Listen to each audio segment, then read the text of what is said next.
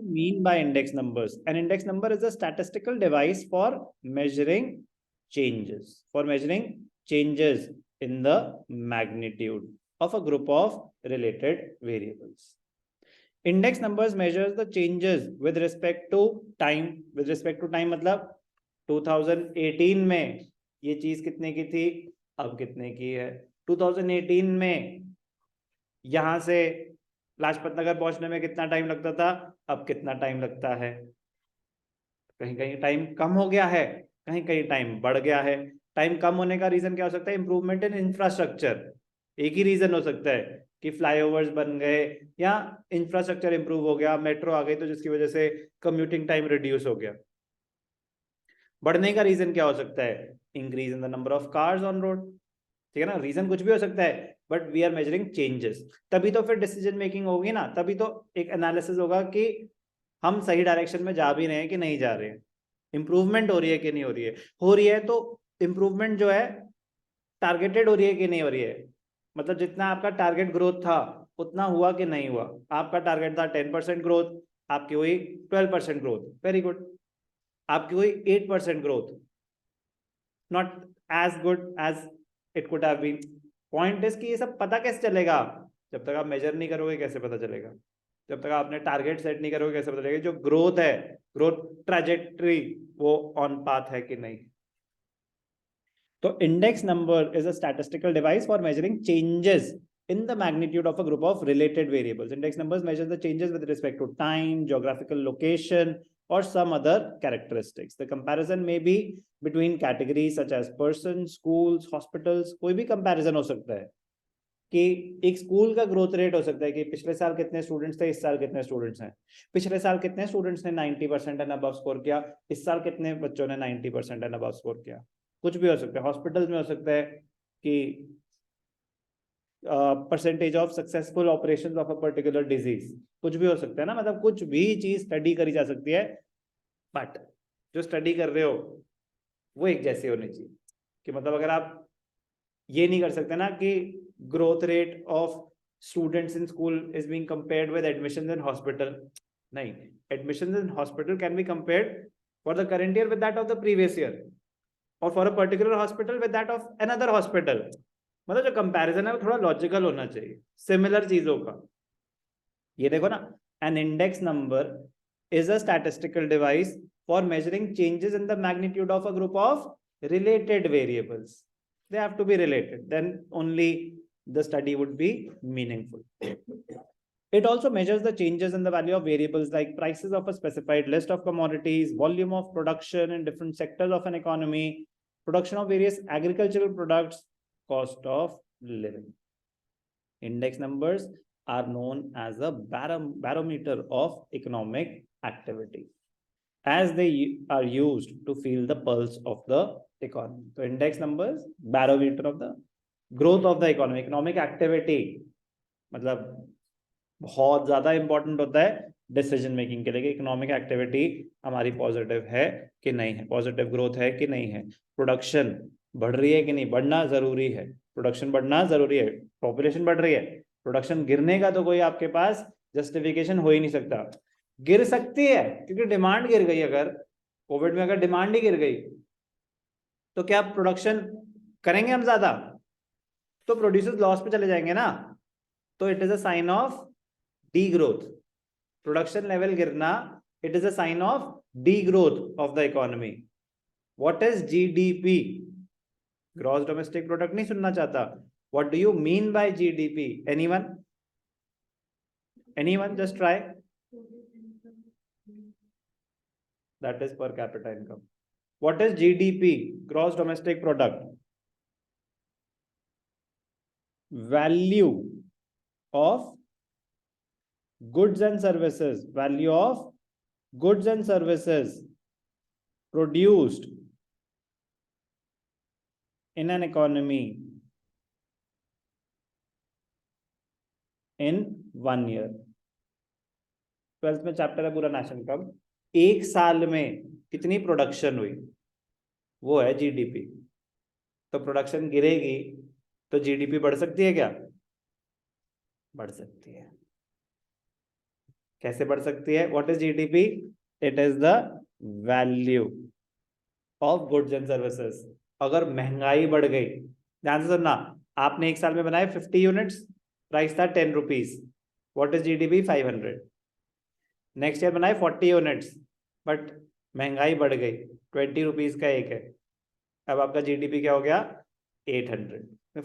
40 थे ना, 40 और 20, 800। जीडीपी तो बढ़ गया, बट उसको बोलते हैं नॉमिनल जीडीपी, रियल जीडीपी नहीं बढ़ा।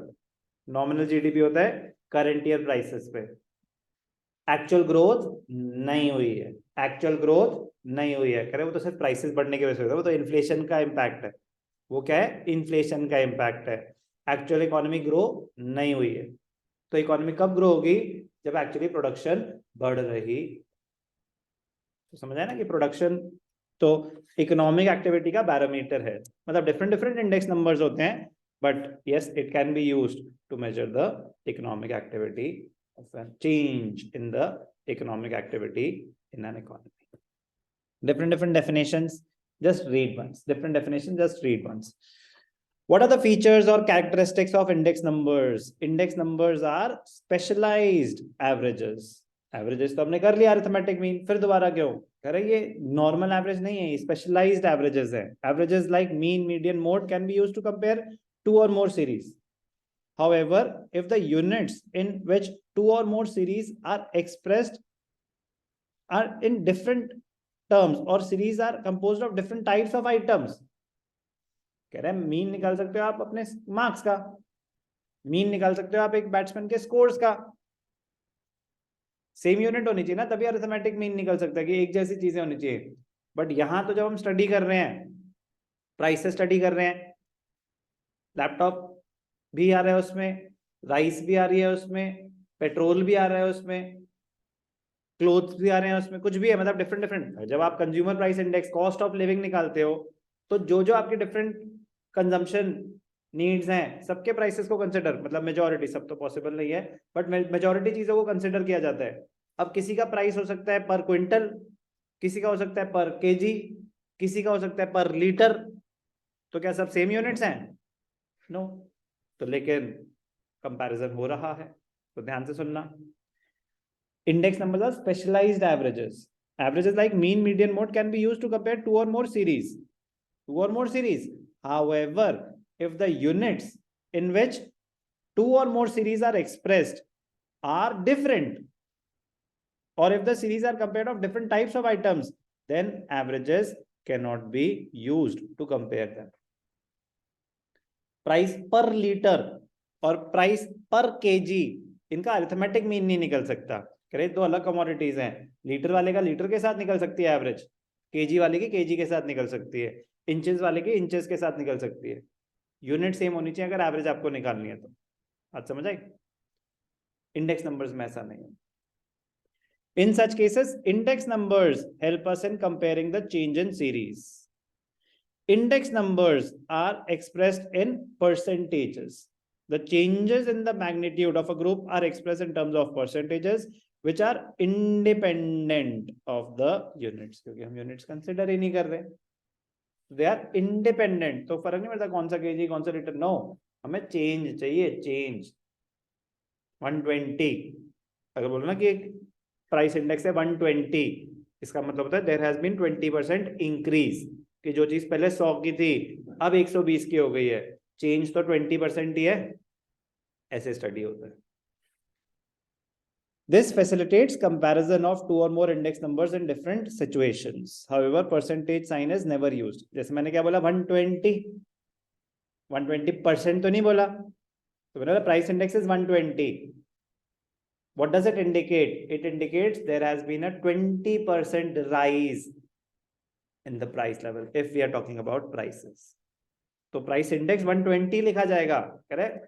It is expressed as a percentage, but percentage sign is never used to denote the index. Okay? तो but वो implied होता है कि when I say that consumer price index is 112, इसका मतलब 12% inflation हुई है. When I say wholesale price index is 121, तो 21% inflation हुई है. बात समझ आ रही है? सिंपल. इंपॉर्टेंट है understanding. Index numbers measure the effect of changes in relation to time or place. Index numbers are used to compare changes which take place over a period of time between locations and in categories. For example, cost of living may be different at two places. Delhi में cost of living आपकी अलग आएगी, यही आप बिहार चले जाओ आपकी cost of living अलग आएगी, आप जम्मू एंड कश्मीर चले जाओ आपकी cost of living अलग आएगी। बैंक हर जगह की अलग अलग कॉस्ट ऑफ लिविंग होती है, कोई चीज वहां पे सस्ती होगी, कोई चीज वहां महंगी होगी। अगर यहाँ पे पॉपुलेशन बहुत ज्यादा है तो यहाँ पे घर के रेट फिर महंगे होंगे क्योंकि स्पेस अवेलेबल नहीं है इजीली। बॉम्बे में यहाँ से कहीं ज्यादा है रेंट, न्यूयॉर्क में उससे भी कहीं ज्यादा है रेंट। पॉइंट इज कि सेम है ना, घर तो घर है, वहां पे कॉस्ट ऑफ लिविंग अलग है, यहाँ पे कॉस्ट ऑफ लिविंग अलग है। लोकेशन से फर्क पड़ता है कि नहीं पड़ता? बिल्कुल पड़ता है। Index numbers are used to compare changes.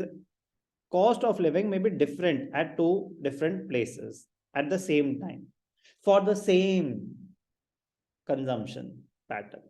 For the same consumption pattern मतलब आप उतना ही मिल्क चाहिए, उतना ही दाल चाहिए, उतना ही चावल चाहिए, उतनी ही जगह चाहिए रहने के लिए, लेकिन क्योंकि कहीं और हो आप तो आपका कॉस्ट ऑफ लिविंग काफी अलग हो सकता है। Between locations, ठीक है, living in one city can be compared across two periods of. एक सिटी का कंपैरिजन चाहिए, दिल्ली में, दिल्ली एनसीआर में 2022 में कॉस्ट ऑफ लिविंग क्या था, 2021 में कॉस्ट ऑफ लिविंग। जैसे मैंने कंपैरिजन दो टाइप के होते हैं, सेम चीज का current year previous year, same चीज का अभी यहाँ कितना है अभी वहां कितना है, कह रहे दोनों कंपैरिजन पॉसिबल है, दोनों चेंजेस पॉसिबल हैं कि दिल्ली में इंटीरियर फरीदाबाद से रिलेटिवली कॉस्टलियर होगा, सब कुछ होगा कि नहीं होगा, तो वो बता रहे चेंजेस की कितना परसेंट चेंज है। तो अगर फिर वहां पे आपको जाना है तो आपकी कॉस्ट ऑफ लिविंग इतने परसेंट से बढ़ेगी। तो अगर आपकी इनकम बढ़ रही है वहां जाके, ना जॉब के लिए मैं डिसीजन लेना चाहता हूँ कि यहाँ भी मेरी जॉब लगी हुई है, वहां पे भी मेरी जॉब लग रही है, तो वहां जा रहा हूँ, जाऊं कि ना जाऊं, कह रहे वहां जाने से ना आपकी कॉस्ट ऑफ लिविंग 20% से बढ़ जाएगी। तो अगर आपको वो सैलरी में 20% से ज्यादा का हाइक दे रहे हैं तो ही फायदा है, तो भी मतलब इतना कोई मतलब आपका तो अगर 20% हाइक वो दे रहे हैं, 20% आपका कॉस्ट ऑफ लिविंग बढ़ जाएगा, तो ऐसा तो कोई फायदा ही नहीं हुआ। लेकिन एक आइडिया हो जाएगा कि आप मुझे 40% दोगे तो मेरे पास कुछ बचता है, then I have a reason. बाहर जाके लोग क्यों काम करने के लिए रेडी हो जाते हैं कि वहां है कॉस्ट ऑफ लिविंग महंगी लेकिन सैलरीज भी तो ज्यादा है, तो फिर एक कंपैरिजन हो जाता है ना कि वहां पे इनकम बढ़ी मेरी इतने परसेंट से, कॉस्ट ऑफ लिविंग इतने परसेंट से, सेविंग्स तो बढ़ रही है मेरी, मार्जिनल प्रॉफिट तो बढ़ ही रहा है, तब तक बनाता रहूंगा जब तक मेरा मार्जिनल प्रॉफिट कुछ ना कुछ आ रहा है। तो उस चीज के लिए यूज करे जाते हैं index numbers. Index numbers measure the change not capable of direct measurement. जैसे मतलब ना कि डिफरेंट डिफरेंट यूनिट्स के कुछ चीजें डायरेक्टली मेजर करनी पॉसिबल नहीं होती। Index numbers are meant to study changes in the effects of such factors which cannot be measured directly. For example, cost of living cannot be measured in quantitative terms directly. Cost of living quantify आप exactly नहीं कर सकते directly, अब आपके इतने रुपए खर्च होंगे, क्या एक एस्टिमेट है, परसेंटेज वाइज बताते हैं कि 10%, क्योंकि क्या हो रहा है कॉस्ट ऑफ लिविंग में, जब study cost of living basically होता है कि कंज्यूमर प्राइस इंडेक्स, उसमें कुछ सेट ऑफ कमोडिटीज लिए जाती हैं 6 to 7, बट क्या जरूरी है कि सब के सब वही 6 to 7 कमोडिटीज यूज करते हो? उसमें भी तो कितनी वैरायटी होती होगी। अब चावल का रेट एक है, चावल की वैरायटी 50 है, चावल ए भी खाता है, चावल बी भी खाता है, ए खाता है 20 रुपए किलो, बी खाता है 150 रुपए किलो, हो सकता है कि नहीं हो सकता है? बिल्कुल हो सकता है। तो कह रहे एक आइडिया दे रहे हैं कुछ एक कमोडिटीज को स्टडी करके, कह रहे वरना और कुछ तो ऑप्शन भी नहीं है ना, और कोई ऑप्शन भी नहीं है कि एक आइडिया लगाने का। प्याज टमाटर कुछ बेसिक चीजें जो सब कंज्यूम करते ही करते हैं, उसमें भी तो वो प्राइसेस कौन से लेते हैं, सब्जी मंडी के प्राइसेस लेते हैं, उस पे ही वो स्टडी कर रहे होते हैं कि इन्फ्लेशन कितनी हुई। वो वहां तक तो हम पहुंच ही नहीं पाते, हम तो जहां हैं ऑलरेडी वहां तो प्राइसेस ही अलग हैं। तो कह रहे हैं कि पहली बात तो एक एस्टिमेटेड फिगर है, क्वांटिफाई नहीं किया जा सकता मॉनेटरी टर्म में कि एक्चुअली उसका इम्पैक्ट आएगा कितना, बट एक आइडिया तो लिया जा सकता है, एक आइडिया। कह रहे और कोई तरीका नहीं है ना, तो जिन चीजों को करने का कोई कैलकुलेट करने का तरीका नहीं है, तो वहां ये फिर थोड़ा सा प्रोसेस सिंप्लीफाई कर देते हैं। For example, cost of living cannot be measured in quantitative terms directly. We can only study relative changes in it by studying variations in certain other factors connected to it. Relative changes. कह रहा है मतलब, कह रहा है petrol सब use करते हैं मोस्टली, तो पेट्रोल कितने से बढ़ा?